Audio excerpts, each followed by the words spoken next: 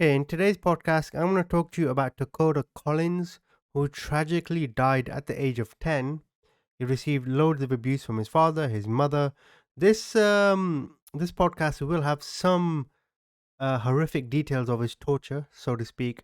So just keep that in mind. If you do end up liking this podcast, please follow, subscribe, or whatever the button on Spotify or platform it is. I'm still a noob at all of this. I found a newspaper article, a website that outlines every stage of Dakota's life. So I'm just going to read it out to you. I'm going to read the full story to you, and then I'll give you my opinion throughout the podcast and particularly at the end. So we start on December 18th, 2008. Takoda Collins is born.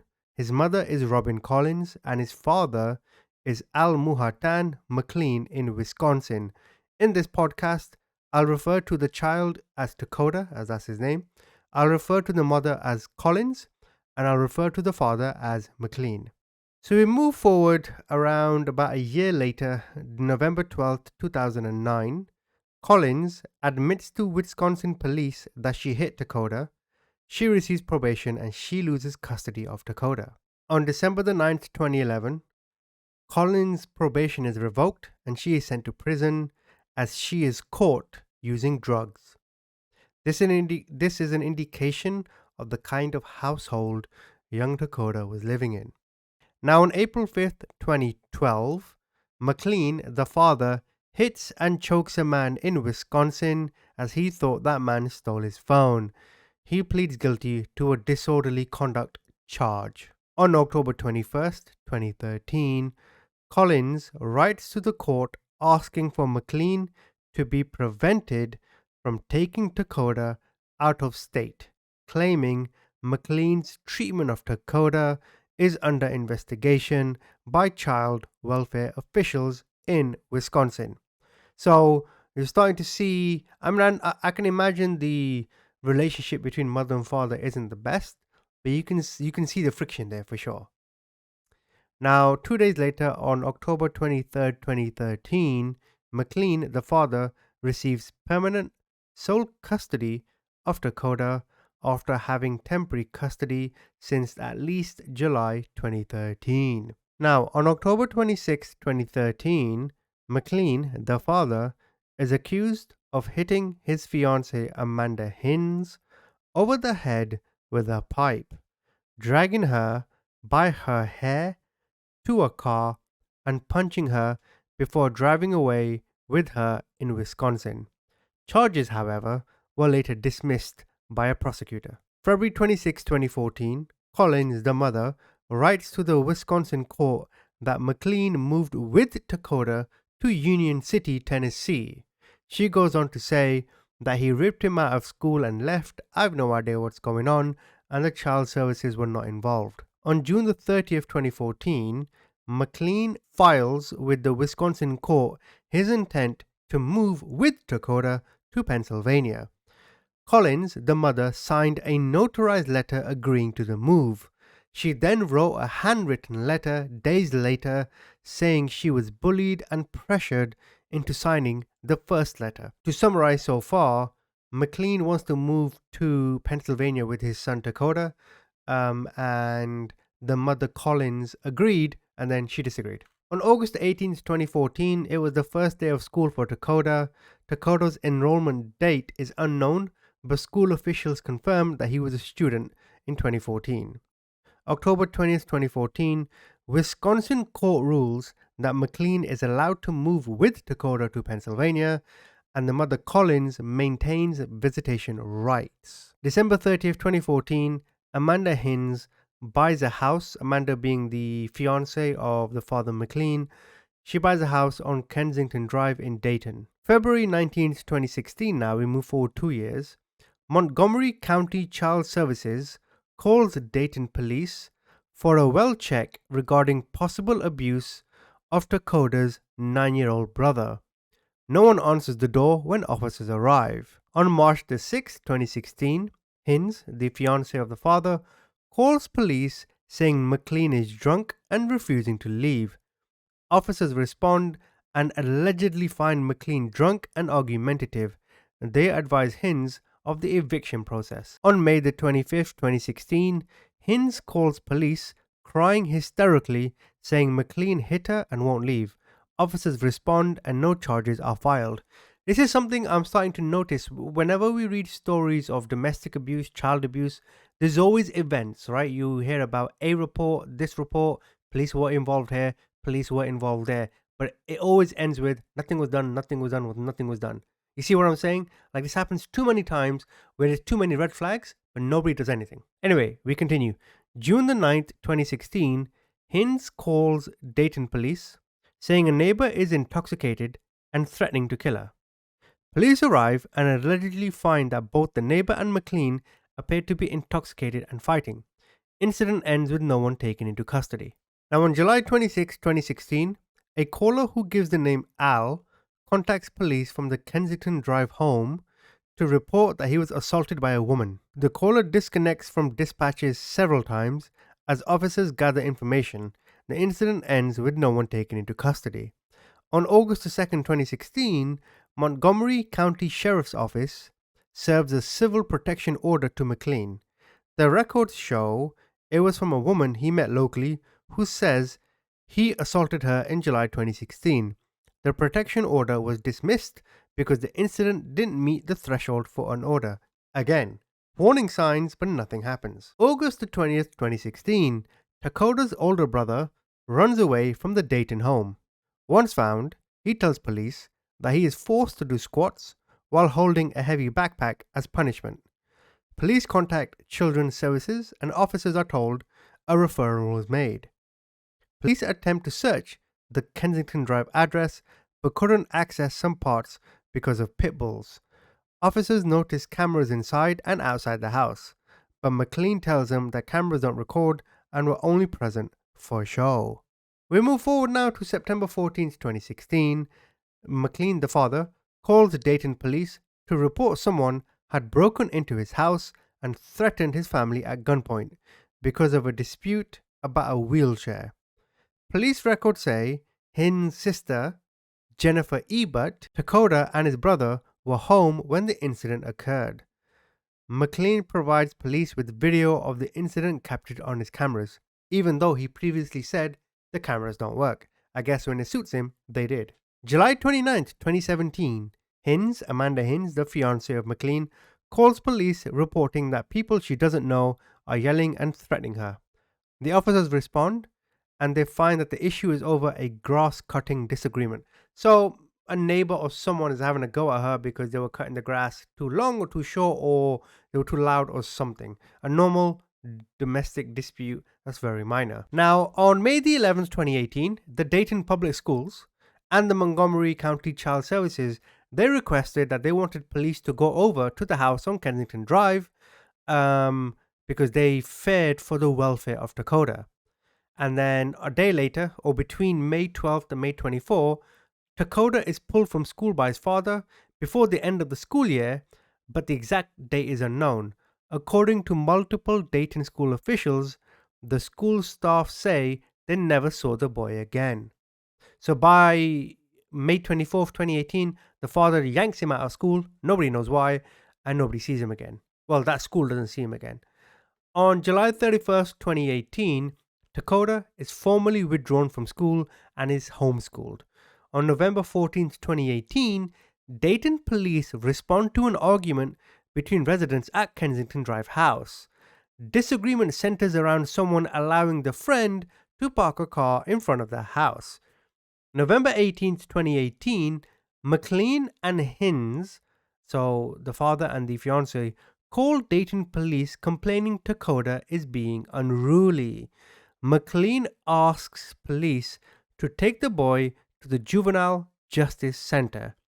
Once Takoda is in the back seat, McLean says he doesn't want to press charges and will take Takoda to Kettering Hospital. Hospital officials said he never came. On May the 6th, 2019, Collins, the mother, files a motion for contempt in Washington court against McLean.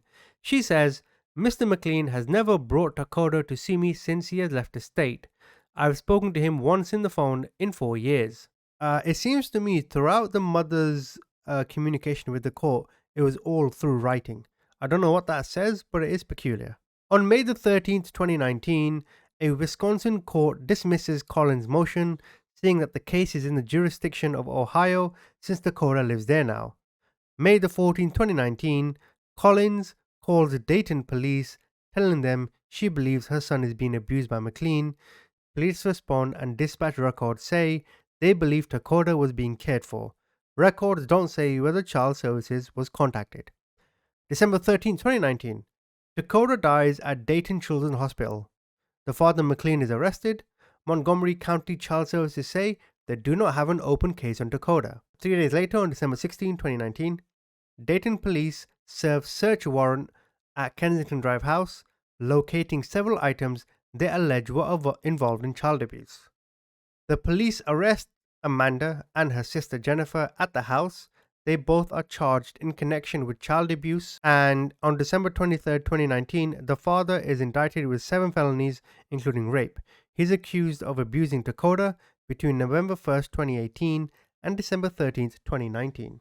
Now, the father McLean was at Miami Valley Hospital being treated for a cut lip after a skirmish with the police hours after he murdered his son. Now, the police did say that he started to talk to himself, and when he was in the hospital, McLean said to himself, "He must have drowned because I didn't beat his butt that bad today." This and other revelations were documented in newly released court records connected to the case against McLean. The father did plead guilty to killing the 10-year-old. The father pleaded guilty to murder, rape, kidnapping, and 3 counts of child endangerment in the death of his son. He was sentenced to life in prison, and he won't be eligible for parole for at least 40 years and up to 51 years. The prosecutor said Takoda suffered years of abuse at the hands of his father. They say he was locked naked in an attic, beaten and abused. In court records, police said Takoda was forced to stand bent over and cross-legged for long periods of time and received a beating by McLean if he stopped. The Montgomery County Coroner's Office ruled Takoda died of blunt force trauma in combination with compressive asphyxia and water submersion in a bathtub. The summary of facts also details the skirmish McLean had with police that led them to take McLean to the hospital. Police testified that McLean was making a loud banging noise in a holding room while they were interviewing a co-defendant. They said they found McLean in the room with both fists up as he was ready to fight. They said 2 officers entered the room. The 3 ended up on the floor before McLean was handcuffed. The incident was about 30 seconds. Again, anger and impulse. Okay, so to summarize this story, Takoda was beaten, tortured, and abused by his father, his father's fiance, and the fiance's sister. Now, I'm sure there's more details to the case. That all was a general outline. For me, the theme and the story today is one of anger and hate. Now, I have spoken about hate before, but it's clear to me if you start with the mother Collins and if you start with the father McLean, they were not fit to be parents. I don't think they planned for Takoda. And when Takoda, see, when a child is born, right, sacrifice is everything. When a child is born, you spend less time with your friends or nights out or whatever, as you have to take care of the child. You know how some of you, when you're working, you commute, right? You take the bus, you take the metro, the London Underground, or whatever train station or whatever it may be, right? The problem with that is that your life is revolves around the bus timetable or the train timetable or whatever it may be. Similarly, when you have a child, your time and your life revolves around what the child wants, right? So if you have errands to do, instead of just doing them when you want to, you might plan, okay, well, I'll do them when the child is asleep. Say he takes a mid-morning nap or something, right? Ordinarily, if you had on Sundays, let's just say the NFL, the American football is on, you normally spend the day with the lads to watch the games. Well, you might have to sacrifice a few games because now you have a son to look after, right? Children equals sacrifice. But I don't think the mother or the father were willing to sacrifice any of their own flaws or anything in their life to ensure the safety of Takoda. In fact, to me, Dakota to them was an inconvenience. If you look at the mother, now there's many reasons why people take drugs: to escape, to feel good, to run away from their own problems, or just for the sake of it. Just for the sake of it does not apply here. The mother was unhappy about her life, but instead of standing up and being counted, instead of thinking, okay, how can I make my life better? How, now that I have a child, and I'm guessing this is her first child, but even if it isn't, it doesn't matter. The rules that I'm saying still apply. It was her job to stand up and be like, I'm his mother. I'm going to take care of him. I'm going to do what I can. And she has her own internal mechanisms to help her do that. Call it maternity instincts or whatever it may be. I don't know. But you understand what I'm trying to say. And in regards to the father, I believe, again, everything I'm telling you is my own personal opinion. I'm not an expert. I believe it is the father's sole responsibility to ensure the safety of the mother and the child. In this case, the mother, not so much. She's in prison. All right, she let go of her duties. Right, so she is no longer his responsibility in a sense, if you see what I'm saying. But that child, why you would beat that child? So I want to present to you my voodoo doll theory. Right, I don't know anything about voodoo dolls, so I'm just going off what I've seen on TV. Voodoo dolls, if you pinch the voodoo doll, then somewhere someone else feels something, right? If you hit the voodoo doll or if you tickle it, someone else will feel it. I don't know if that's correct, but you know what I'm trying to say, right? I think he was their voodoo doll, but in reverse, something in their life pissed them off. They didn't have money, they had no credibility, they had no friends or barely any friends, right? Riddled in debt, probably poor, like in terms of material possession, and all they knew was pain and suffering. So what did they do? In the scenario where I mentioned you tickle the voodoo doll or you stroke the voodoo doll or whatever, they beat the voodoo doll, and in this case, the voodoo doll was Takoda. All of their anger, all of their shortcomings in life, everything that they hated, despised, they all took it out on Takoda, and he was an innocent 10-year-old. Now I don't know how many of you have children, but when you watch a child grow, it is the most beautiful experience in life. In fact, childbirth is the greatest thing I've ever seen. And if indeed at some point the relationship between you and the mother doesn't work out, that is fine. It's okay. That is a part of life. But you don't go and abuse the mother, right? That wasn't the case here, but you don't go and abuse the mother. At the same time, the last one thing you don't do is go and abuse the child, because the moment you, as a parent, abuse the child, you hit them, you like severely beat them, right? With, let's say, a stick or a belt or something. The moment you force feed them, or you, like sometimes in these kind of cases, the baby's diaper won't have been changed for a week, right? Bad hygiene. The moment you start engaging in these heinous activities, all you are doing is projecting your anger onto other people, and there is nothing more weak and pathetic and wrong than projecting your own anger onto children. It's okay to project your anger. That's what lashing out is, right?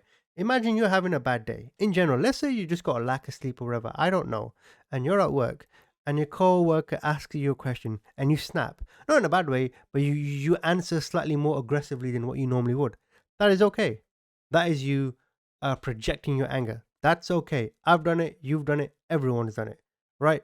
Or when someone asks you a question at home and you give a snap answer, you're not mad at them, they just happen to be the custodian of your anger at that moment, right? But to take that out, in fact, actually, even with kids, right? If you're trying to change your son's diaper and he keeps rolling around, right? You might say stop in a slightly higher tone, right? Or something like that, right? That is normal. You're projecting your annoyance at the time. However, there is nothing a child can do or could have done that resulted in the torture Takoda received by his parents. If you didn't want him, give him away. That is far better than what you did.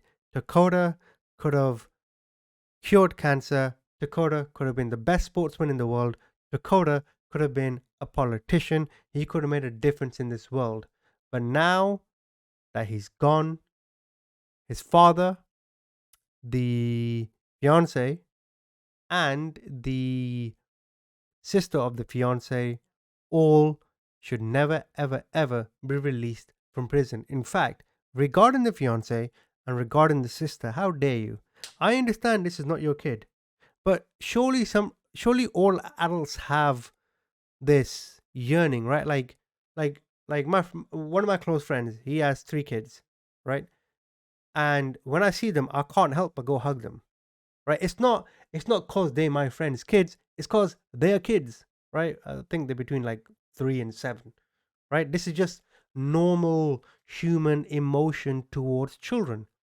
To have that cut off, to act in this way, towards a helpless child, it goes to show what kind of trauma you experienced in life. It goes to show how your own empathy has been completely cut off. Your emotion. I can't find the right words to describe how children make me feel, but that happy, joyful feeling, right? That has been completely cut off. How dare the fiance Amanda complain to police about neighbors' noise and McLean maybe abusing her and all this stuff when she's doing all of that to Dakota. So I wanted to highlight in this case how projecting anger onto children to this degree is weak, it's pathetic, and I don't know who is left to suffer apart from the mother. But the mother is not fit for purpose. Like if you look at the mother Collins, Robin Collins, I'm sure she's getting used to it now slowly and she's in a lot of pain. Of course she is, right? Even though she failed as a mother, it's clear she's going to be in pain. I normally make the point that the victims' families never ever get their due course. Sending someone off to jail for 20, 30, 40, 50 years does nothing for the victim family because they still don't get the answers they're looking for. The criminal has to answer to a judge. In my mind, the criminal has to answer to the victims. In this case, where the mother, she is the victim, right? Any mother that loses her child is the victim to a degree, if she's the one that didn't do it, that is. But she doesn't deserve that closure because she is part of the reason why Takoda ended up the way he did. So may he rest in peace. I'm sorry if I rambled, but thank you for listening.